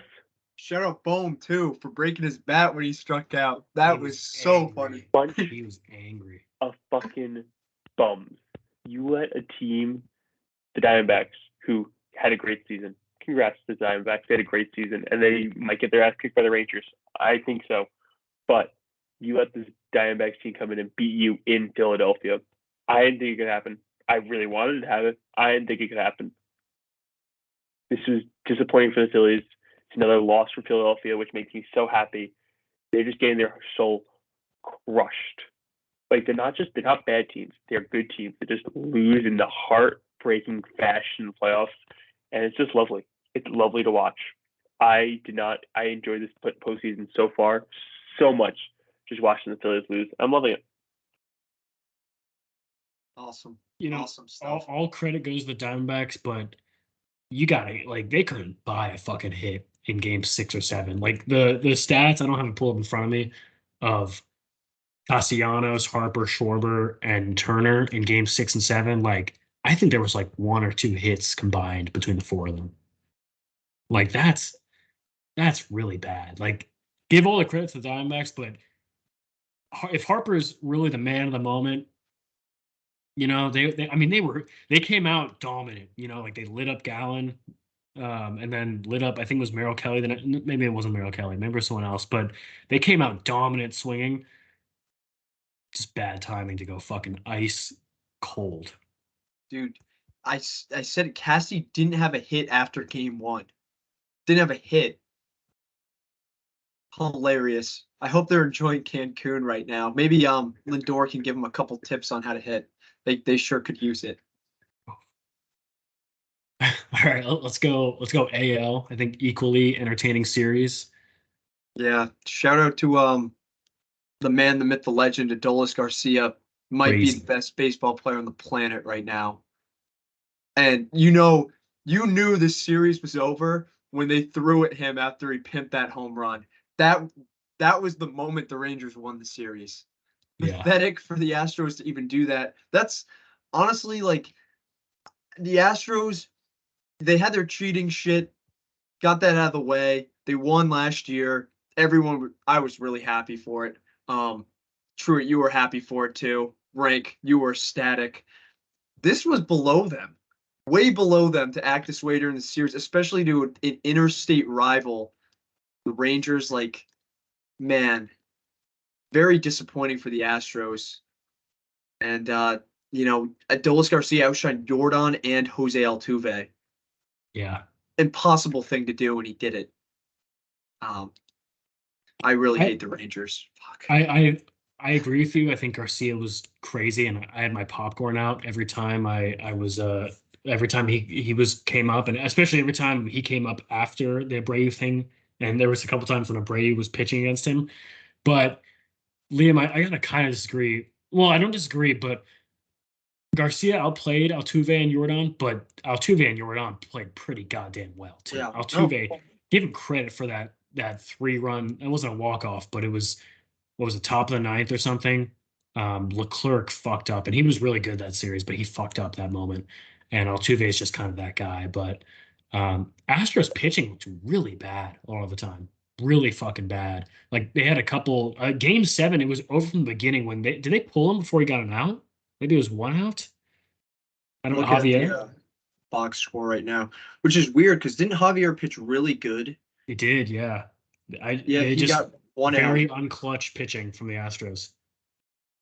1 out. Also, I'll say this: Nathan Eovaldi. I can't believe that the Mets didn't offer this guy at the beginning of the season. He's just been unbelievable. Quality start every single time. I mean, the Rangers right now looking unbeatable. It makes me really upset. But it was good to see that Scherzer got beat in game 3. I was really happy about that. Can I dive into that, why you don't like Scherzer? I mean, obviously he was on the Mets, but like it's not like he left. I'll speak it. It was 2 things, 2 parts.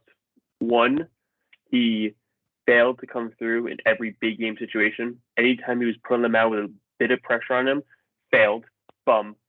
Start of this season with all the stupid controversy with his sticky hands things. I'm not sure what the hell is going on there, but it was ridiculous.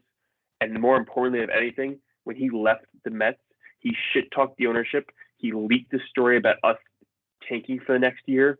He just did everything you could possibly tell a person not to when leaving an organization. He did, and that pissed me the fuck off. And we gave him every chance to prove himself. He blew it.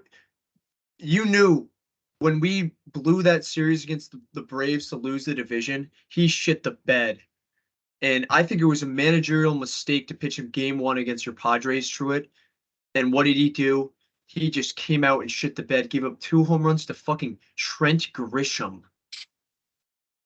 Every opportunity he had, he squandered, and then he just has the balls to badmouth us afterwards. Dude is a fucking bum. Reason one, I don't really buy just because you can't hate a guy because he sucks. But reason two, I You didn't can. know. Yeah, you can. What? You can absolutely hit a guy What are because he you, sucks. dude? You can't choked hate him as a person. He every just big sucked game. balls. Every big game situation, every pressure moment, he stunk for us every single time. I think that's more than enough to hate him for. I think reason two is very valid though. I didn't know the full extent of that. I knew he kind of shit talked a little bit, but yeah, I think that's valid though. You guys want to get into predictions? I think this is going to be much more even than people think. I know the Rangers look really good, but what is it? Snakes in 7. I thought that was something a little bit more provocative, but Snakes in 7. wow, okay. I'm taking the ragtag rat bastard bunch. They're going to be stealing bases. They're going to get blown out a couple games, but they're going to win those 1-run games, and it's going to be awesome. And Scherzer won't get a ring, and he'll blow another game. He'll probably give him like 20 runs a game. So, yeah, that's what I got. Frank? I'm conflicted. I hate the fuck out of Scherzer, but the rest of this Rangers team I really love. I used to like when I 2012 I think was the Rangers team with Mike Napoli and Adrian Beltre, and that team I love that Rangers team, and I love this Rangers team other than Max Scherzer. So I don't think I'm going to be mad either way as long as Max Scherzer pitches terrible when he pitches. That's all I'm rooting against. So each game he pitches, I'm just going to hope they lose that game. But I think the Rangers are too good. I think the Rangers win in 6. I'm gonna go Rangers in 7. I haven't been impressed with anybody starting pitching, but the bullpens have been really good. Obviously, I think the entire series they were talking about how the Diamondbacks bullpen wasn't even fully formed till midway through the season, and it looked really fucking good in the playoffs, as Liam mentioned earlier. So I think it's going to be bullpens and just a lot of fucking offense. I think starters are really going to go 4 or 5 innings, which it kind of looked like most of the 2 series before. I'm going to go Rangers in 7. Although, dude, I really like the Diamondbacks. I'm just going to go Rangers. I like both teams a lot, but I'm going to go Rangers in 7. Oh my. I want to see an Evaldi, Zach Gallen just pitching duel. That's all I want. I just want one. Because Zach Gallen's gotten shit on every single time he's picked up the ball. Yeah, that's all I got. Oh, who you guys got for MVP? Of the World Series? Yeah. I'm going to say Jordan Montgomery. Wow. I like that pick, Frank. I like that a lot. What's the most common position to give it to? Is it usually a pitcher, a position player? It's a hitter. It's always can be anybody. I remember when it was fucking who was it for the Red Sox? That Schilling? No, the catcher. Who I don't know. Random guy. Dude, it could be completely random. Would it be weird? Could it be Seawold? What if Seawold comes in for 4 games and gets saves all 4 wins? Would that be weird?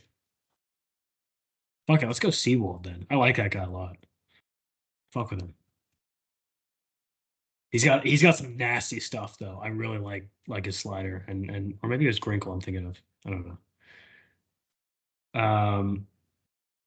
All right, should we get into some closing stuff? I'm gonna go. I didn't get to give my take, Truett.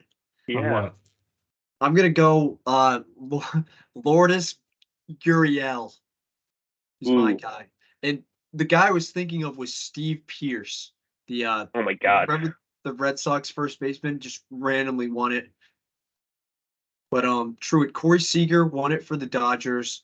Jorge Soler won it for the Braves, and Jeremy Pena won it for the Stros last season. So it's literally Okay. anybody, anyone. Interesting. Yep.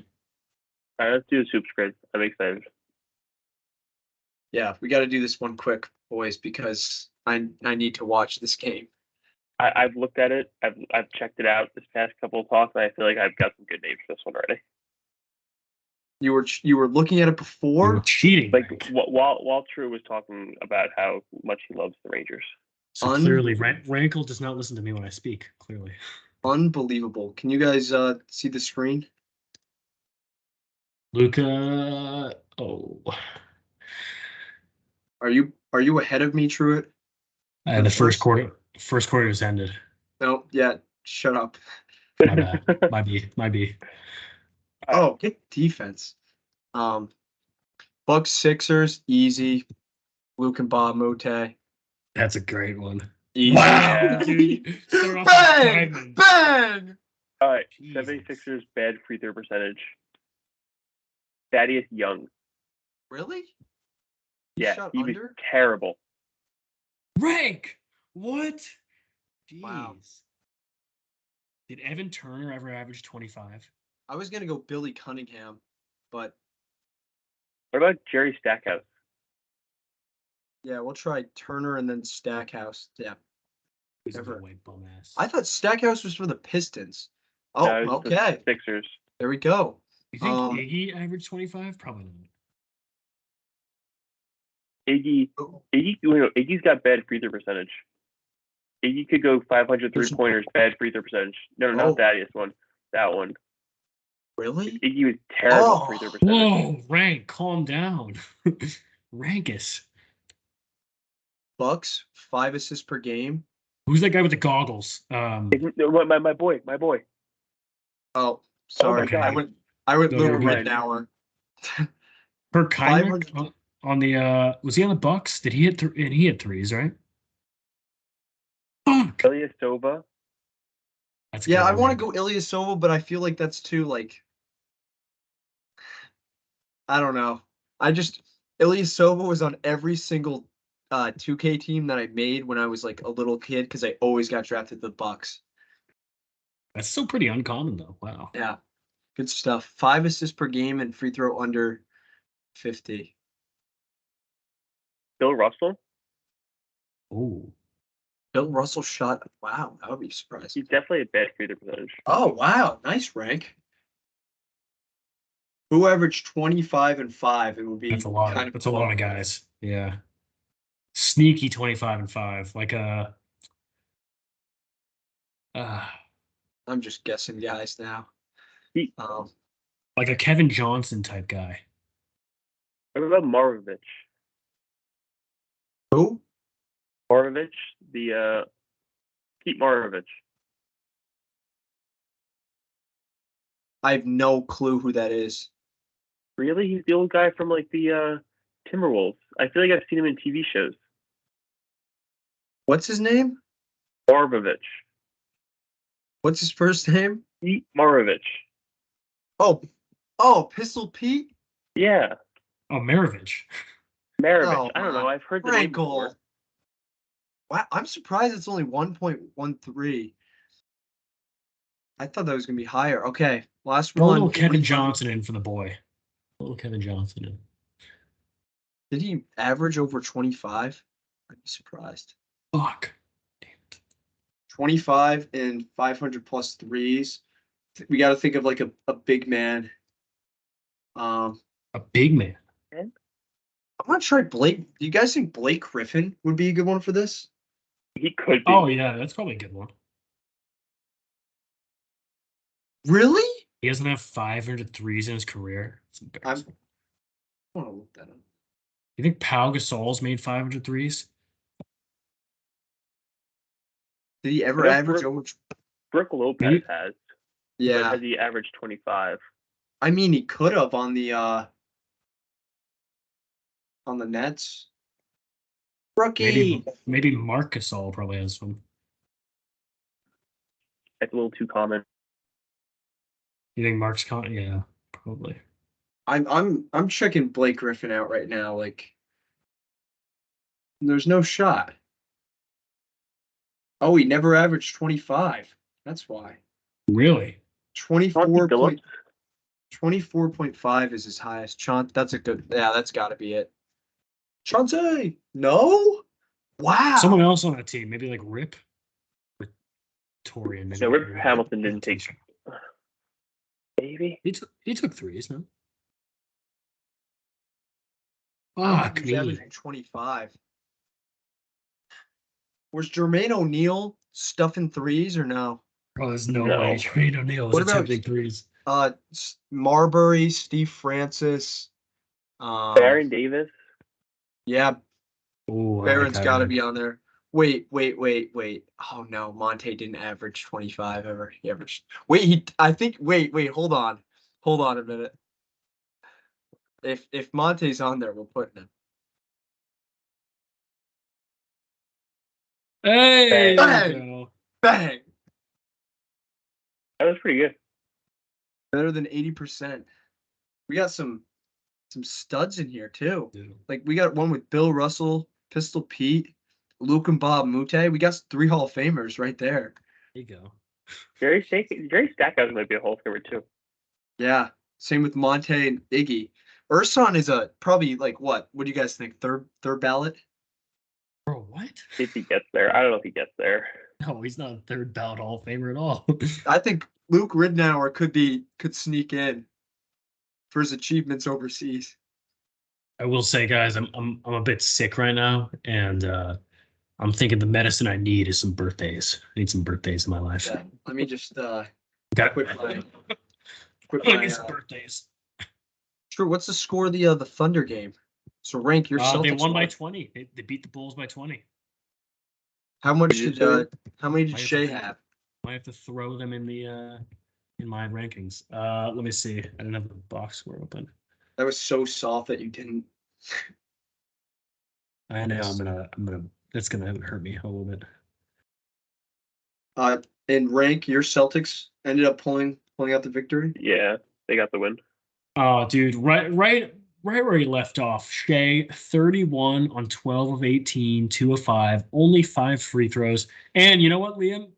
You were saying Shea double-double. He did get the double-double. He got 31 and 10. That's crazy.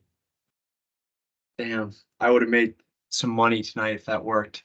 Okay, baseball birthdays. Finish with a fucking block. That's embarrassing. Shout out Truett. It's your boy, but not for long because he's going to be a New York Met. Happy birthday to Juan Soto. Happy birthday to you. Pedro Martinez, maybe the best pitcher of all time. Happy birthday to you, Pedro. GOAT. Absolute GOAT. Yeah, that's all we got for baseball. Moving over to basketball, we got some legends here. Patrick McCaw, Jock Landale, PJ Dozier, Chandler Parsons. PJ Dozier's a legend. Romeo Langford, happy birthday. Woo. And of course, McKinley Wright, the 4th. Happy birthday to you. Moving over to football, we got Pat Fryermuth of the Pittsburgh Steelers. Happy birthday.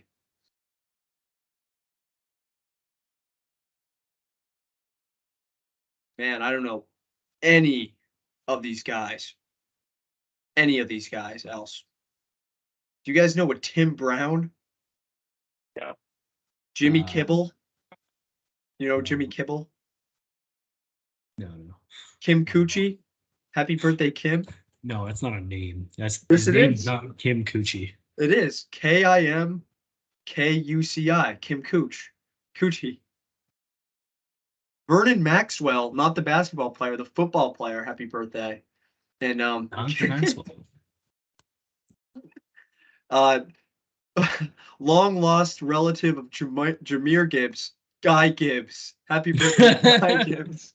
Guy Gibbs. Yeah. In hockey, no way. In hockey, happy 52nd happy 52nd birthday to Zach Boyer. Happy birthday. Happy birthday to that is awesome. And shout out to his partner, Tom Casper. Yes, very true. His lover and partner. Moving over to football of the European version, we have, I don't know, any Malcolm Lord. Shout out to you. And then over in lacrosse, we have I don't even know why I added that. Okay. We're really getting all-inclusive lacrosse now. Yeah. Wow. That's a new one. Yep. Shout out Guy Gibbs and Kim Cooch. 2 goats. That's all we got. All right, everybody. Wait, Rank, any trivia? No. Oh, I do have one. Wait, I gotta pull it up. Dude, Jeremy Sohan just hit a 3. I'm sick to my stomach. Dude, I'm watching this game. Did Popovich retire? No, it's a song. Because they keep showing what's the old Sixers coach's name? Okay. Brown? Yeah. I got my trivia question. 4 NFL teams have a star in their logo. What are the 4 NFL teams? Cowboys. Cowboys. Steelers. Nope, Steelers have diamonds, not stars. What? Oh. Cowboys are one, though, obviously. Do the Texans have one? Yep. Is it in the eye of the Texan? Is that where it is?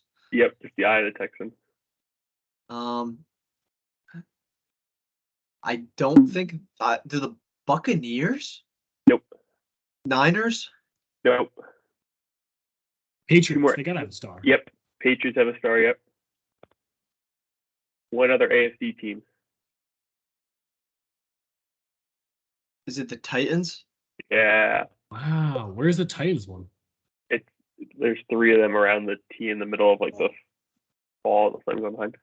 I didn't know that those were diamonds. The logos up there. Yeah. Interesting. All right. Well, that was pretty good actually. It was good trivia. I got one trivia for you guys for too. Yes.